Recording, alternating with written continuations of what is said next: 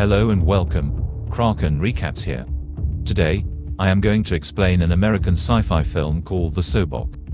An American scientist, Carl Anderson, is sitting at his computer preparing his report that the Seo Bok project cannot be continued because many processes have been disturbed and its legitimacy is in question. The scientist is distracted from his work by a bird rambling in its cage, and approaching it, the man hears a strange sound outside the window. Opening the curtains, he sees a drone pointing its camera at him. A few seconds later, there is an explosion. In his apartment, ex-intelligence man Ki Heon is suffering from a wild headache. The man tries to find the rest of the painkillers on his desk, but nothing comes out. He has long since used up everything he had in reserve. One of the government leaders contacts the doctor in the lab and tells him what happened to Anderson.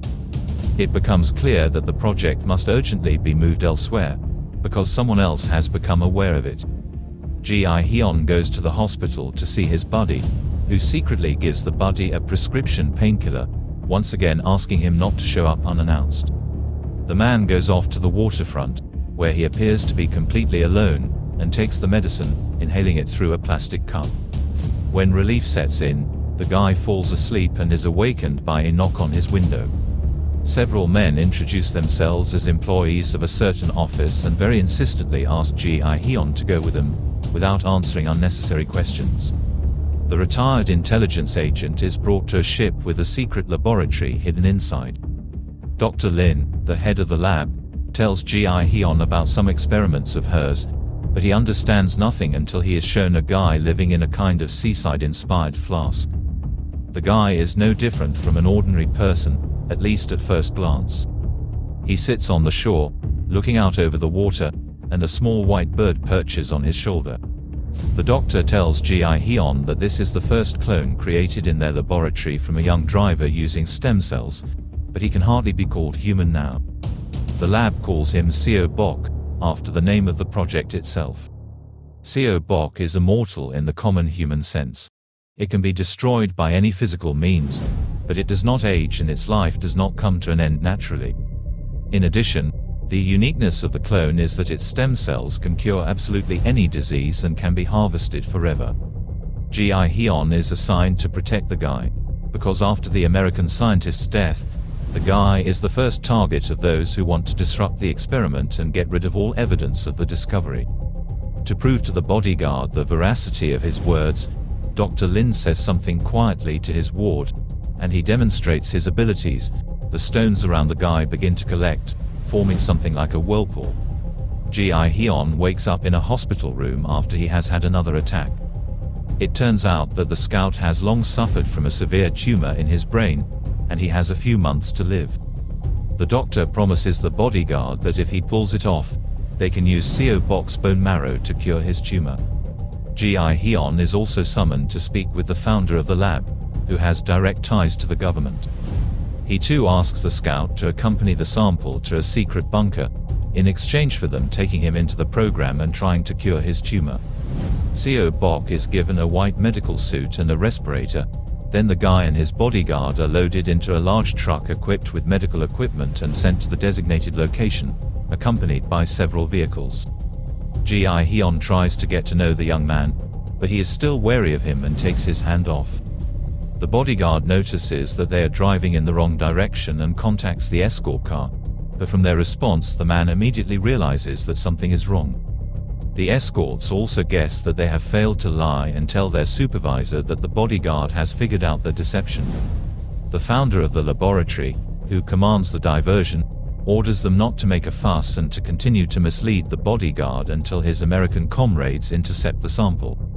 But things don't go according to plan for either side. A firefight breaks out on the road, and someone destroys all of the escort vehicles. The truck flies off the road and comes to a stop. With his gun ready and his sample covered, Ki Heon waits for someone to show up to let him know what's going on, but a smoke grenade ends up flying into the back of their truck. Ki Heon regains consciousness sitting against the wall with his hands cuffed together. Seo Bok continues to sit in his seat and can't explain anything, as this is his first time out of the lab and he hasn't yet understood what strangers are doing. A soldier in an American uniform enters the back of the car and prepares to give the cloned guy an injection, but the man, realizing he's unlikely to be helped, first warns him and then uses his powers to make the American leave him alone. In the meantime, Ki Heon manages to unlock the handcuffs and sneak behind the wheel of the truck. By the time the other American soldiers realize that something has happened to their buddy, the car starts up and drives out of an unfamiliar hangar through a brick wall. Not yet realizing who the traitor is, Ki Heon calls his old friend, the founder of the lab, and tells him what has happened. He calmly gives his location and asks for further instructions. The truck won't start and Ki Heon decides to walk, but Seo Bok refuses to follow his bodyguard until he tells him why someone is after them and why he can trust him. The scout has no choice but to confess that he expects to be cured. The young men's journey takes them through the town market. Finding himself in a crowded place for the first time, Seo Bok looks at the store windows and grocery stores with amazement, which draws even more attention to himself than his strange costume. Ki Heon even has to spend his own money to change his ward into normal clothes, which are to the boy's taste. Ki Heon takes the boy to a secret base where they manage to get some weapons and take a little break. The bodyguard feeds the boy some noodles, which he likes so much that he happily asks for more. During dinner, the guard tries to get him to talk and find out what he liked to do in the lab, but it turns out that apart from experiments and occasional contact with Dr. Lin, who he thought was his mother, the guy has never encountered anything else. On the monitor screen, Ki Heon sees that people from the lab's founder have come to see them, and the bodyguard quietly opens the door for them, expecting help. But it almost immediately becomes clear that they came with not so good intentions and their objective is to make the specimen disappear. The man covers the guy by himself, also making projectiles flying at them bounce off an invisible shield, and then he beats off bad guys. Min takes the phone from one of the mercenaries and calls their boss, who organized this ambush, to know what's going on, and when the betrayal comes out, refuses to follow the order with bad words. Then the guard contacts the lab and the doctor asks him to bring the guy to them so they can protect him, but Ki Heon now doubts everyone and doesn't know what he should do next.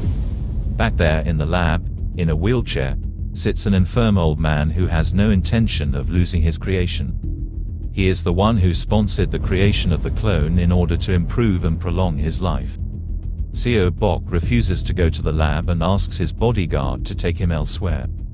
He shows a wad of money in his pocket and warns that he will go alone if his buddy refuses to help him.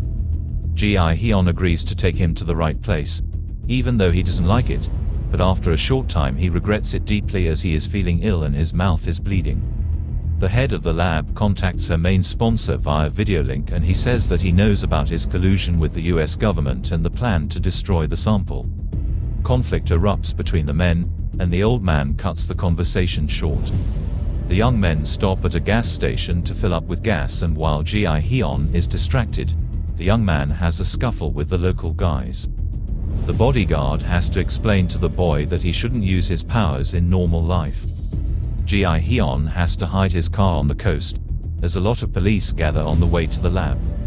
The young man resents him for taking him to the doctors after all, but the guard is seriously afraid that without the daily injections the specimen needs, he will simply die. Sitting by the sea at night, the men talk a lot about life and death and the human condition in this world in general, and Ki Heon remembers how years ago he already had an unpleasant encounter with the founder of the lab, who easily got rid of one of his subordinates. In the end, the bodyguard does bring the guy to the temple he was eager to go to. The urns containing the ashes of his real parents are kept there. After that, the sample agrees to go to the lab, even though he realizes what's waiting for him there. But on the way, Ki Heon's car is cut off, and unknown people pick him and his ward up and bring them to the lab they were already going to. Seo Bok is hooked up to a machine that begins pumping his bone marrow, and lying on a chair, he looks longingly at the brightly colored clothes he spent some of his best days in. The boy remembers his conversation with Dr. Lin, and how he first wondered what he might have become if he had been a normal person. Having come to his senses, Ki Heon goes to the lab and sees the whole procedure. He asks the doctor about the guy being put under an IV, and he says with gusto that he will spend the rest of his life producing bone marrow for the powers that be. But the bodyguard decides to free the young man to whom he has become attached and make him take the place of those who have decided his fate for so long. A real battle ensues in the lab, during which it is revealed that Dr. Lin was destroyed by her own colleagues because she too tried to stop the experiments on Seo Bok. This angers the guy so much that he wrecks the ship, squeezing the old man creator's wheelchair into a small lump of metal, along with its owner.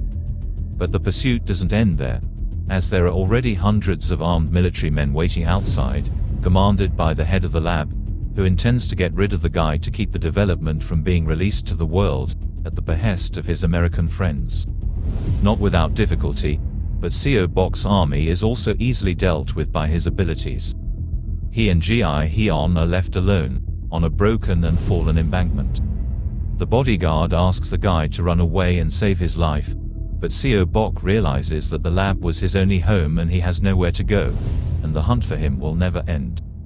He asks his friend to put him out of his misery and accept the fact that he cannot cure his tumor. Realizing how the young man feels, Ki Heon pulls the trigger. The bodyguard buries his buddy's body on the beach, by the water itself, where they recently sat talking about life. As the man leaves, a white bird, like the one that sat on Seo Bok's shoulder, sits on the tombstone made of stones.